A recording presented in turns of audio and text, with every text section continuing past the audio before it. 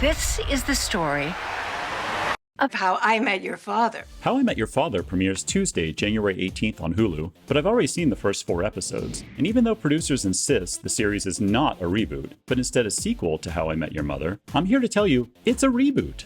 Yes, there are a few connections to the original series that I won't reveal here, but they're kind of minor, and they're not really worth tuning in for. That's not even the worst part. Okay, we all knew going in that this was going to be a new take on the same story, but unfortunately, it doesn't quite live up to the original. Here's my spoiler-free review. And that, kids, is How I Met Your Mother. That's it. That's it. Alright, try to forget that dumpster fire of a series finale for a minute, but How I Met Your Mother was actually a pretty good show for most of its run. The core cast was talented, and that's the case with How I Met Your Father too, but the material doesn't quite rise to their level this time. The writing just doesn't have the same sharp wit that made the original so appealing, and it relies way too much on sentimental schmaltz that doesn't feel earned. Repeat after me. Today is the first chapter of my next great love story. Okay, Hilary Duff stars as present-day Sophie.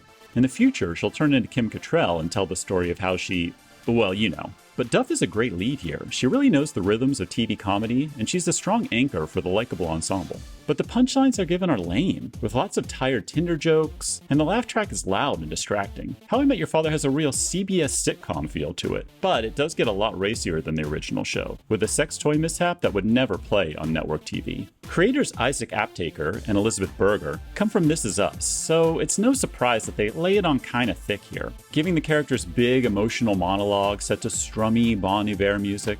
Sure, How I Met Your Mother could get serious too, but that show earned it over time. The ratio of comedy to drama here is just out of whack, and when it comes to the central mystery, I mean, how exciting can it be when we know how long that reveal got dragged out the first time? Raise your hand if you want to go through that again. But let's end with some good news. By episode 4, How I Met Your Father starts to find its footing and show some promise. Josh Peck is a nice addition as Vice Principal Drew, a possible contender for Sophie's heart, and there are times when the cast's overall charm just makes the whole thing work. But at this rate, we may have to wait for it a long time before this show becomes legendary. I give How I Met Your Father a C.